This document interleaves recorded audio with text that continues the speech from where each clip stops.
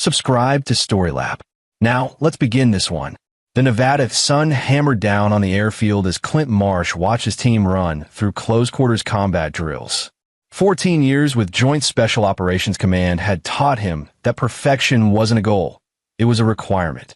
The kind that kept good men breathing when everything went sideways. His phone buzzed. Regina. His wife's name flashing across the screen always came with a knot in his stomach these days.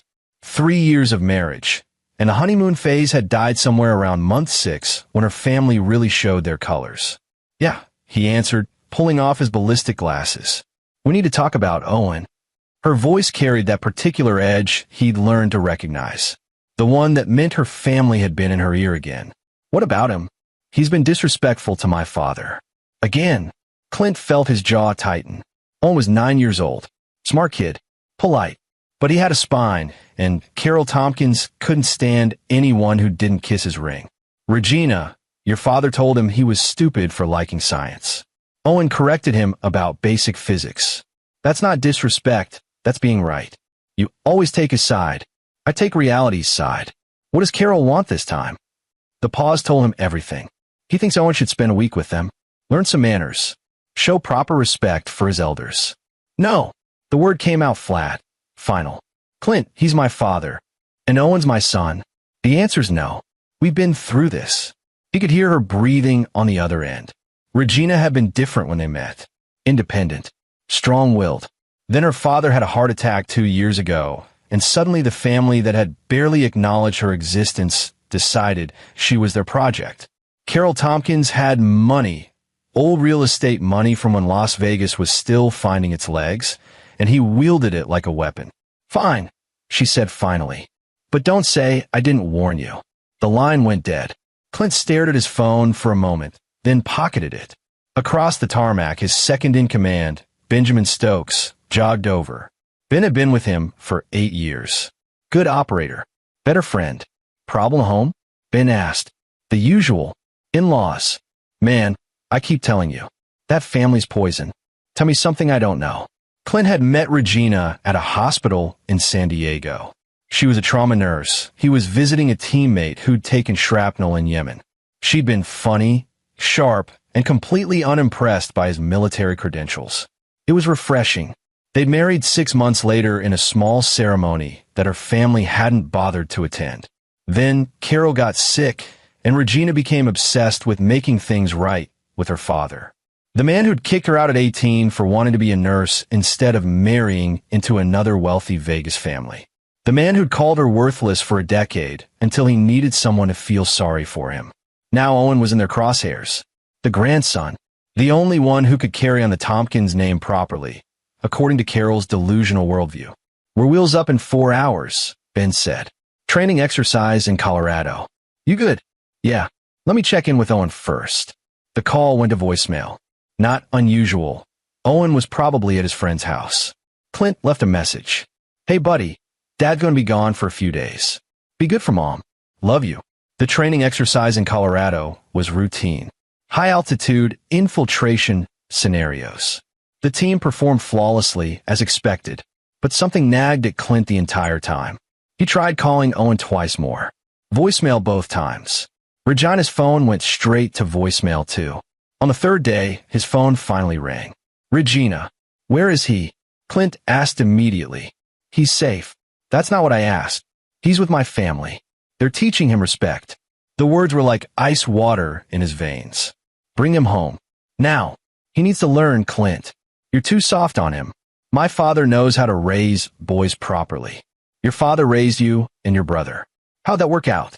You ran away at 18, and Floyd's been in and out of rehab 3 times. Don't you dare. I'm coming back. Tonight.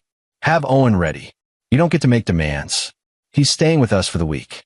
This is non-negotiable. Clint's hand tightened around the phone. Regina, I'm going to say this once. Get Owen. Bring him home. Or I will come get him myself. You're overreacting. He's fine. He's with family. He's 9 years old, and you gave him to people who think emotional abuse is parenting. I'll be there in 8 hours. She hung up. Ben found him packing his gear with methodical fury. What happened? They took Owen. Took? Like kidnapped. They're calling it family time. I'm calling it what it is. Clint's voice was controlled, but Ben had known him long enough to recognize the cold rage beneath it. I need a bird back to Vegas. I'll get one ready. Want company? Not yet. Let me see what I'm dealing with first. The flight back felt like it took days instead of hours. Clint tried Regina's phone 17 times. It went straight to voicemail after the third try. She'd turn it off. He called the Tompkins estate. No answer. He called Floyd's number. Nothing. When he finally pulled up to his house in Henderson, Regina's car was in the driveway. He found her in the kitchen, scrolling through her phone. Where is he? She didn't look up. I told you. With my family. Where exactly? At the ranch. He's fine, Clint. Stop being so dramatic. The ranch.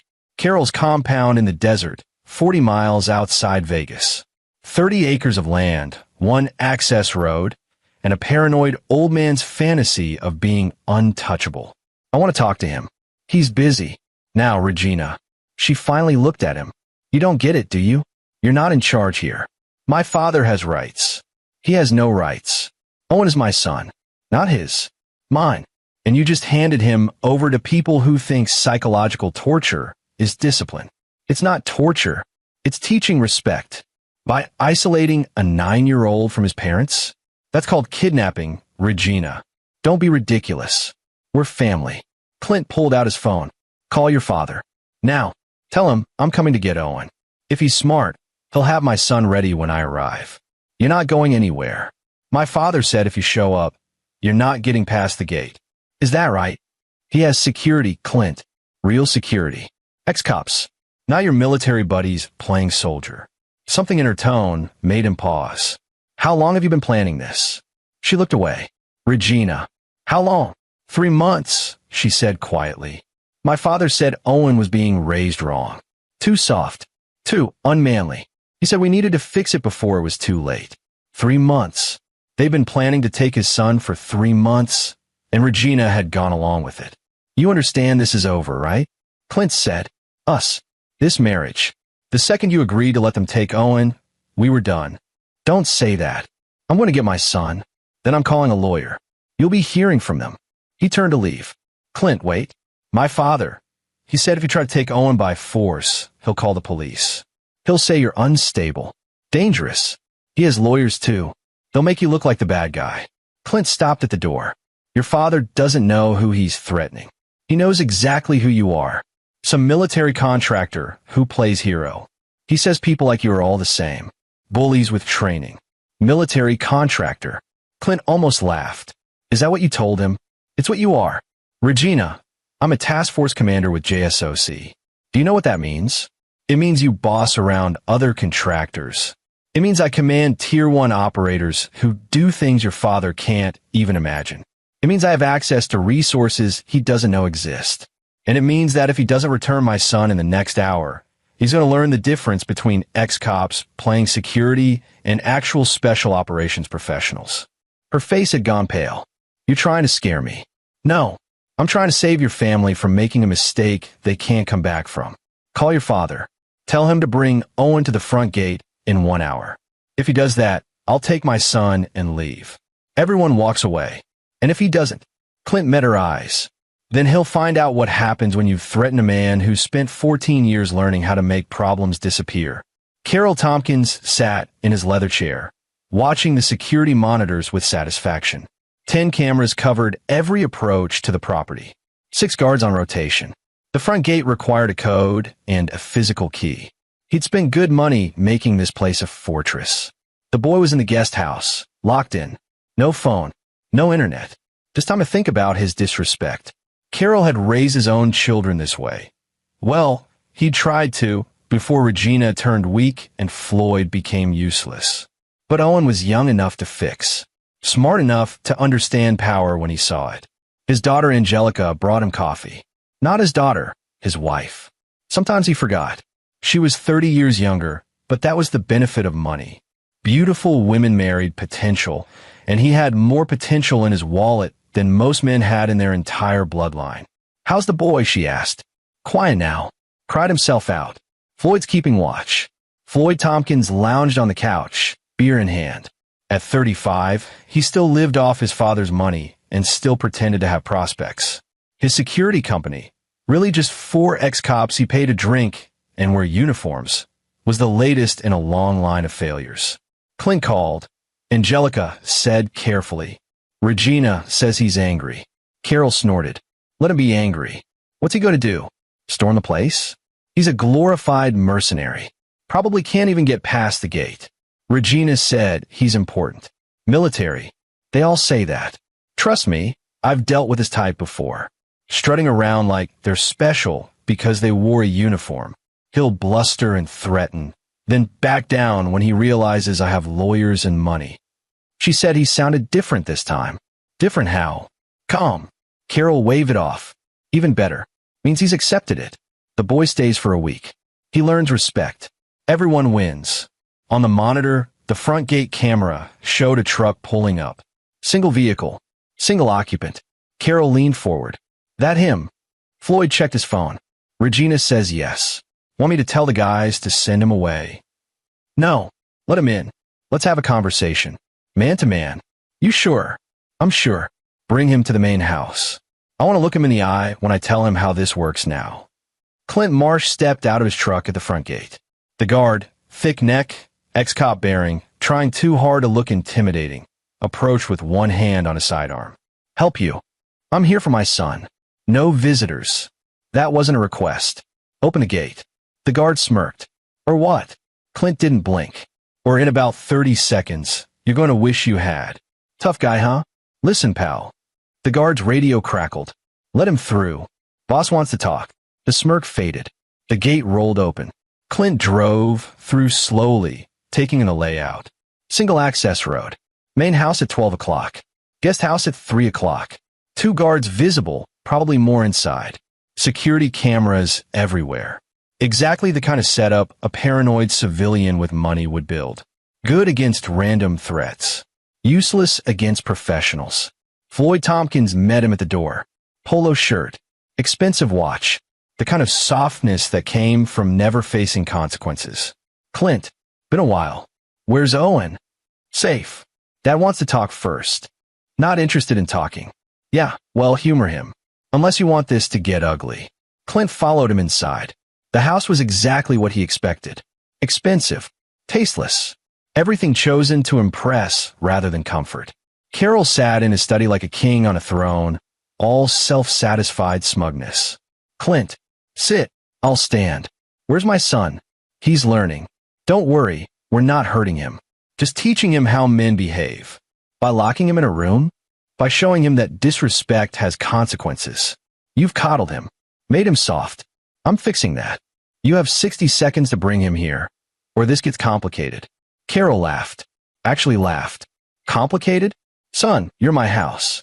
On my land. Surrounded by my security. You want to get tough? Go ahead. I'll have you arrested before you make it back to the gate. Is that what you think? It's what I know. Regina told me about your little threats. Military commander? Please. You're a hired gun. I've dealt with bigger threats than you over breakfast. Clint's phone buzzed. A text from Ben. Package secure. Extraction ready. Mr. Tompkins, I'm going to give you a choice, Clint said quietly. Bring Owen here right now, and I walk away. You never see us again, but you walk away clean. Or I show you what happens when you threaten the wrong person's family. Carol leaned back. You know what I think? I think you're scared. Scared that your wife finally opened her eyes. Scared that your son's going to realize you're not special. You're just a man playing dress-up in a uniform. Floyd, Clint said without looking at him. How many guards you have on property? 6. Why? Because in about 90 seconds, they're not going to matter. Carol's smile faded. What did you say? Clint's phone buzzed again. This time, he held it up so Carol could see the screen. A live video feed. Night vision. Owen in the guest house, door opening, a figure in full tactical gear scooping him up. What the hell? Carol lunged for his own phone. Don't bother, Clint said. Your security system's been looped for the last 40 minutes. Those cameras you're watching? They're showing you footage from an hour ago. Floyd stumbled toward the window. Dad, there's oh shit.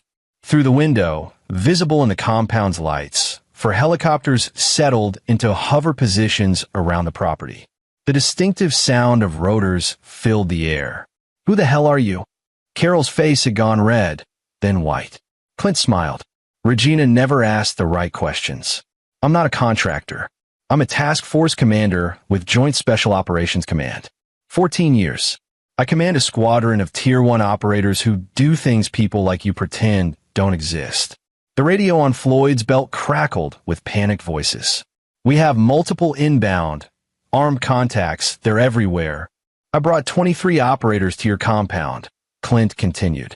"They've been on site for an hour. Your guards never saw them, never heard them. And right now, my son is on his way to a safe location while you sit here realizing you've made the biggest mistake of your life." Carol grabbed for a drawer, pulled out a revolver. Old, expensive, probably never fired in anger. He pointed it at Clint with shaking hands. "Get out. Get out." Clint didn't move. "Look at your chest, Carol." 23 red dots appeared on Carol Tompkins' torso. Laser sights from 23 different angles. 23 operators positioned throughout the property and the house itself. 23 men who had infiltrated his fortress like it was made of paper. The revolver fell from Carol's hand. "Who?" he whispered. "Who the hell are you?" Clint leaned in close. "I'm your worst nightmare. I'm the father you should never have threatened. And I'm the last man you'll ever underestimate." He straightened up. "My son is safe. My marriage is over. And you're going to live with knowing that all your money, all your security, all your arrogance meant nothing when it mattered." Floyd had collapsed into a chair. "Dad, what did you do?" "Here's what happens next," Clint said. "You leave Owen alone. Forever. You don't call. You don't write. You don't try to visit. Regina can see him on neutral ground if she earns that right, but you're done. If I even hear your name in connection with my son, I won't be this nice." "This is nice." Carol's voice cracked. "This is me showing restraint. You live-streamed your psychological torture of a 9-year-old to teach me respect. I could have done worse. I chose not to. Don't make me reconsider." Clint walked to the door, then paused. "And Carol, next time you think about threatening someone's family, make sure you know who you're threatening first."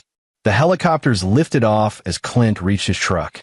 Ben's voice came through his earpiece. "Package secured. Owen's asking for you." "On my way." As he drove past the gate, Clint could see Carol and Floyd in the doorway, illuminated by the house lights, looking small and defeated. The guard stood in a cluster, zip-tied and confused, probably wondering how they'd been neutralized without ever seeing their attackers. 14 years of training. 14 years of missions. All of it for moments exactly like this, when it wasn't about countries or politics or orders, when it was about protecting what mattered most. His son was safe. That was all that counted. The safe house was 40 minutes outside Vegas, anonymous and secure. Owen ran into his arms the moment Clint walked through the door, and for a long moment, neither of them said anything. "You okay, buddy?" Owen nodded against his chest. "I knew you'd come. I told them you'd come." "Did they hurt you?" "No. Just, they locked me in a room. And Grandpa Carol kept saying you weren't really my dad. That you were weak. I told him he was stupid." Clint smiled despite everything. "Probably not the smartest move." "Yeah, that's when they took my phone and started filming me. They said they were sending you a lesson." Owen pulled back, his young face serious. "Dad, is Mom okay?" And there it was. The question Clint had been dreading. "Mom made some bad choices, Owen. She let her father convince her that this was okay. That separating you from me was somehow good for you. She's not coming with us, is she?" "No, buddy. She's not." Owen was quiet for a moment. "Okay. Just okay. I heard her talking to Grandpa Carol last week. She said you were making me too independent, too free-thinking, that I needed more structure." Owen looked up at him. "Dad, why did she want me to be less like you?" The question hit harder than Clint expected. Sometimes people lose themselves. Your mom, she spent so long trying to earn her father's approval that she forgot what was really important. Do I have to see them again? Only if you want to, and only on your terms. Ben appeared in the doorway. "We should move. Get you two somewhere more permanent while the legal stuff gets sorted." "Where?" "Got a place in Colorado. Remote. Secure. Good schools nearby when you're ready." Clint looked at Owen. "That sound okay? Fresh start. Will there be mountains?" "Lots of them." "Then yeah. Okay." Later that night, After Owen had fallen asleep in the bedroom, Clint sat on the porch with Ben. The stars were out, clear and bright in the desert sky. "Regina's already lawyered up," Ben said, "claiming you violated a dozen laws with the extraction. Let her try. They kidnapped Owen. Live streamed it.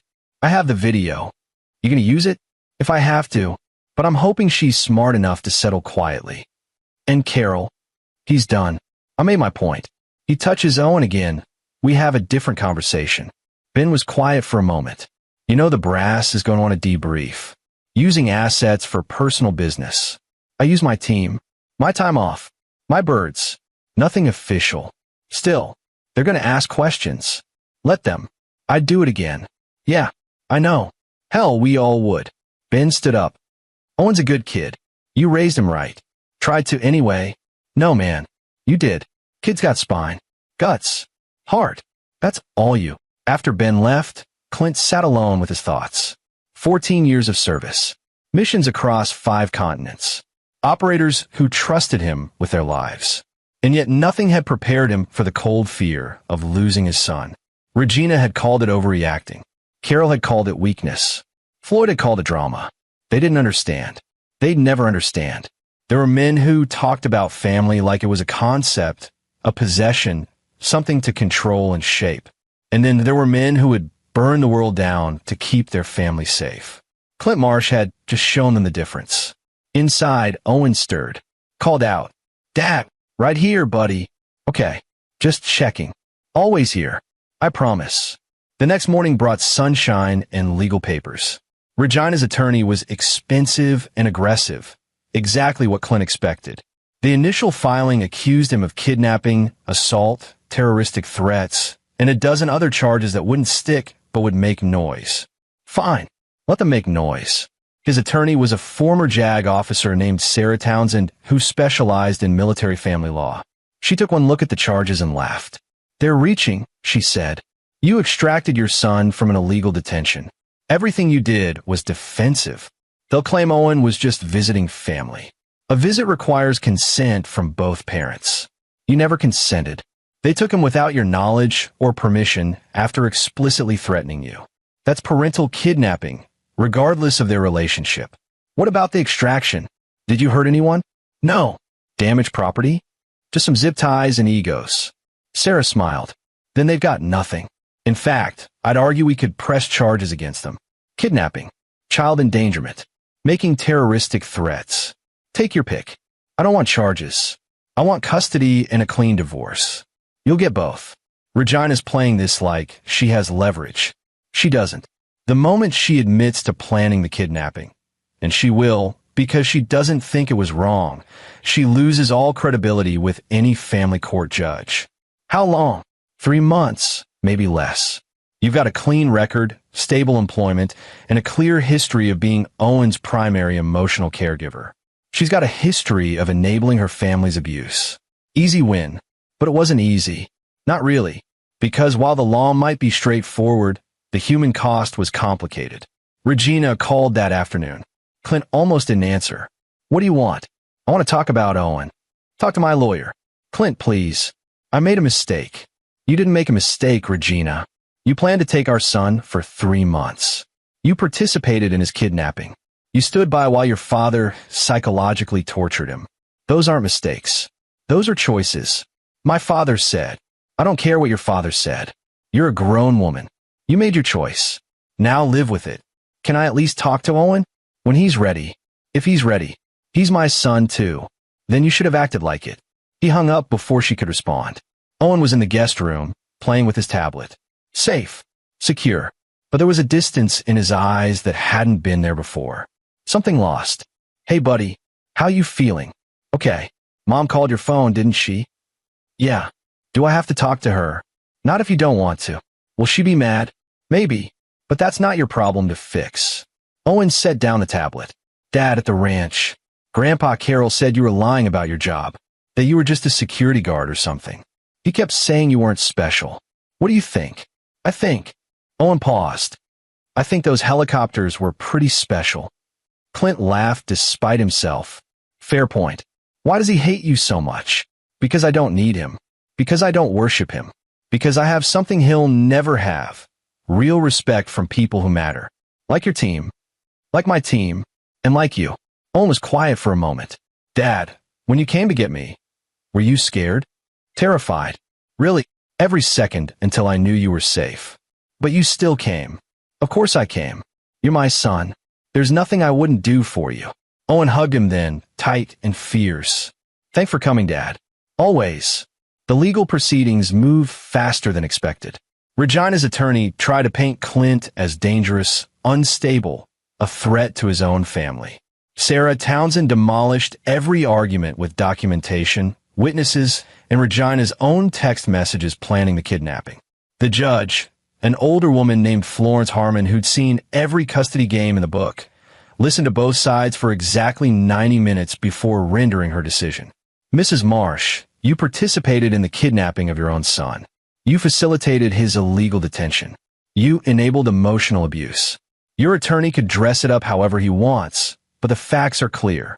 Mr. Marsh acted appropriately to protect his child from a credible threat. A threat you helped create. Regina's face crumbled. Your Honor, I was trying to. You were trying to appease your father at your son's expense. That's not parenting. That's cowardice. Judge Harmon turned to Clint. Mr. Marsh, I'm awarding you full physical and legal custody. Mrs. Marsh will have supervised visitation rights, to be exercised at Owen's discretion, contingent on completing family therapy and demonstrating a pattern of putting her son's needs before her father's demands. Thank you, Your Honor. Don't thank me. You did what any decent father would do. I'm just recognizing reality. Outside the courthouse, Regina caught up to him. Clint, wait. He stopped but didn't turn around. I'm sorry, she said quietly. I know that doesn't fix anything, but I'm sorry. You were right. About my father. About everything. You let them take Owen, Regina. You watched them hurt him and thought it was justified. I know. I was wrong. I was so wrong. Yeah, you were. Can I at least write to him? Let him know I'm sorry. That's up to him, not me. Will you tell him I love him? He knows. But you're going to have to prove it through actions, not words. She nodded, tears streaming down her face. I understand. Clint walked away. He felt no satisfaction in her pain, but he felt no guilt either. She'd made her choices. Now she had to live with them. Owen was waiting in the car with Ben. How'd it go? We won. Full custody. Does Mom have to go to jail? No, but she has to earn the right to see you again. Good. Owen went back to his tablet, then paused. Dad, I'm glad it's just us now. Me too, buddy. Me too. 6 weeks later, they settled into their new life in Colorado. The house was smaller than the one in Henderson, but it felt more like home. No pretense. No performance. Just Clint and Owen figuring out their new normal. Owen started school and thrived. Made friends. Joined the science club. Even convinced Clint to help him build a model rocket that promptly exploded on its maiden launch. Guess we need better fuel ratios, Owen said, surveying the wreckage. Or a bigger field. Or that. Regina called once a week, supervised calls that Owen sometimes took and sometimes didn't. She'd started therapy, according to her messages. Was trying to understand how she'd lost herself. Was working on setting boundaries with her father. Too little, too late, maybe, but at least she was trying. Carol, on the other hand, hadn't learned a thing. The first letter arrived 3 months after the custody hearing. Legal threats. Accusations. Demands for grandparental rights. Sarah handled it with a single response letter that reminded Carol of his own illegal actions and suggested he might want to avoid drawing legal attention to himself. The second letter came 2 weeks later. More threats. Darker implications. Carol had hired a private investigator to dig into Clint's military record, looking for something, anything, to use against him. He found nothing. Clint's service record was classified, compartmentalized, and locked behind so much red tape that even a federal subpoena would take years to process. The third letter included photographs. Owen at school. Owen at home. Owen playing in the yard. That crossed a line. Clint sat in his kitchen, staring at the photos, feeling the familiar cold fury building. He'd given Carol a chance. An out. A way to walk away clean. The old man had chosen escalation instead. Fine. He made 2 phone calls. The first was to Ben. I need a favor. Name it. Carol Tompkins. I need everything. Financial records, business dealings, personal dirt. Everything. Going after him? He sent surveillance photos of Owen. Hired a PI to follow my 9-year-old son. Yeah, I'm going after him. Say no more. Give me 48 hours. The second call was to an old friend from his pre-JSOC days. A man named Gabriel Vasquez who'd left the military to work in corporate security and developed a talent for finding information that people wanted hidden. Clint Marsh. Hell, it's been years. What do you need? Background check on a civilian. Deep dive? The kind that finds skeletons. How deep? Bone deep. This guy threatened my kid. I want leverage. Legal leverage. Understood. Send me the details. 48 hours later, Ben and Gabriel delivered. Carol Tompkins was dirty. Not obviously, not in ways most people would notice, but the signs were there once you knew where to look. Shell companies. Offshore accounts. Real estate transactions that didn't make sense until you followed the money to construction firms with mob connections. The old man had built his fortune on a foundation of fraud, money laundering, and strategic partnerships with people who made problems disappear the old-fashioned way. This is good, Clint said, reviewing the files. This is very good. What are you going to do? Ben asked. I'm going to give him a choice. Just like I did before. Except this time, he's going to take it. Clint flew back to Vegas alone. Drove to the Tompkins compound in broad daylight. Walked right up to the front gate. The guard recognized him. Went pale. Mr. Marsh, I don't think. Tell Carol I'm here. Tell him I have information he needs to hear. 5 minutes later, the gate opened. Carol sat in his study, older and smaller than Clint remembered. Floyd stood in the corner, nervous energy radiating off him like heat. You've got nerve coming back here, Carol said. About information. Want to hear it? I don't care what. Clint dropped a file on the desk. Recognize these companies? Tompkins Holdings, LLC. Desert Real Properties. Silver State Investments. Carol's face went carefully blank. My businesses. So what? Shell companies. Tied to construction firms with mob connections. The same construction firms that got federal contracts they weren't qualified for. The same construction firms that built half of Las Vegas's commercial real estate in the 90s and early 2000s. You're fishing. I'm stating facts. You laundered money, Carol. You partnered with organized crime. You built your fortune on fraud. Clint leaned forward. And I have proof. Documented. Verified. Ready to hand to the FBI if necessary. Floyd made a strangled sound. Dad, is this true? Shut up, Floyd. Oh, it's true, Clint said. I had professionals dig into your background. The kind of professionals who know how to find things people want hidden. Want to know what else they found? Carol's hand shook as he reached for a glass of water. You've been blackmailing a state senator. Congressman Taylor Cannon. Nice guy. Votes your way on zoning issues. Except he's only voting your way because you have photos of him with his mistress. Photos you threatened to release if he doesn't cooperate. You're making this up. I have the photos too. And phone records. And a witness who's willing to testify that you hired him to take those photos. Floyd collapsed into a chair. Jesus Christ, Dad. What did you do? What I had to. To survive. To build something. You build it on lies, Clint said. And now it's coming down. Unless. Unless what? Unless you make a choice. Right now. Walk away from Owen. Permanently. Delete those photos. Fire your PI. Leave my family alone. Do that. And this information stays buried. You're blackmailing me. I'm giving you a chance. Which is more than you gave my son. Carol stared at the file. At the documentation. At the end of everything he'd built. If I agree, you'll really keep this quiet? I don't care about you, Carol. I never did. I care about protecting my son. You stop threatening him. I stop threatening you. Simple trade. And if I don't agree, then I release everything. FBI gets copies. Media gets copies. Senator Cannon gets copies. Your business partners, the ones with mob connections, they get copies too. And you get to spend whatever time you have left explaining to federal prosecutors why you thought you were untouchable. The room went silent. Clint could hear Floyd breathing, fast and shallow. Could see Carol's mind working, calculating, trying to find an angle. There wasn't one. Fine, Carol said finally. I'll leave the boy alone.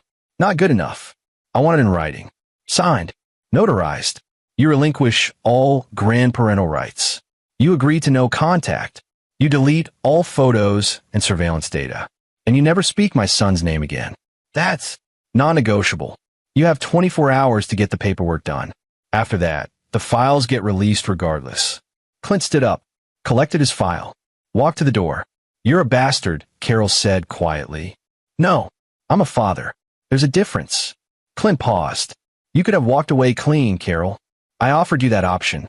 Instead, you chose to threaten my kid. So now you get to live with the consequences of underestimating the wrong man. Again, I should have. What? Killed me? Made me disappear? Clint smiled. You're not that guy. You're just an old man who got away with bad behavior for so long you forgot that some people don't fold. Some people push back. And some people like me, have the skills and resources to turn your own weapons against you. Floyd spoke up. What about me? What about you? Am I part of this agreement? Do you plan to threaten my son? God, no. I want nothing to do with any of this. Then you're fine. Live your life. Just stay away from Owen. I can do that. 24 hours later, the paperwork arrived via courier. Signed. Notarized. Legal. Carol Tompkins had officially relinquished all rights and claims to Owen Marsh. The surveillance photos were confirmed deleted, the PI fired. Sarah Townsend reviewed everything. This is airtight. He can't come near Owen again without violating a legal contract. Good. What about the evidence you have on him? The fraud, the blackmail?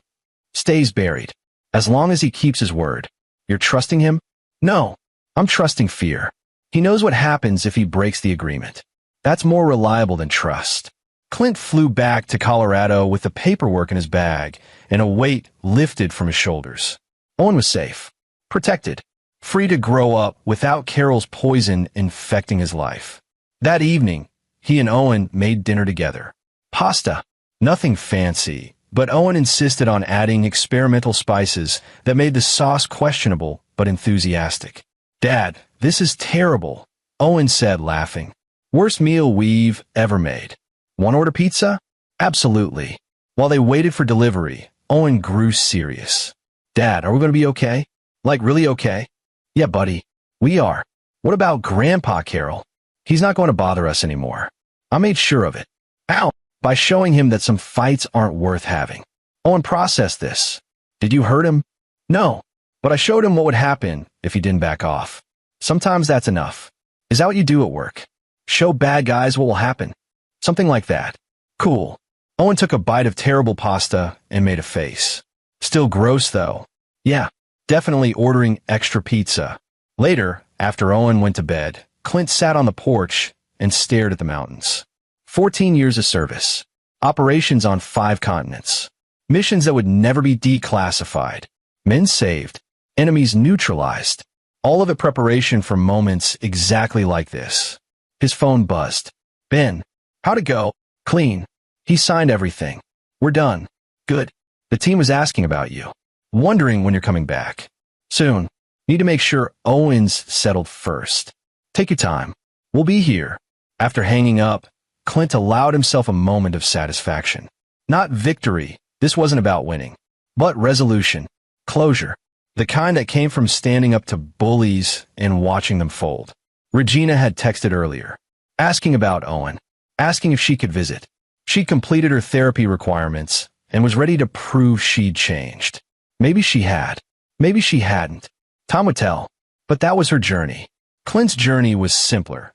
Be a good father, protect his son, and teach Owen that standing up for what's right wasn't always easy, but it was always worth it.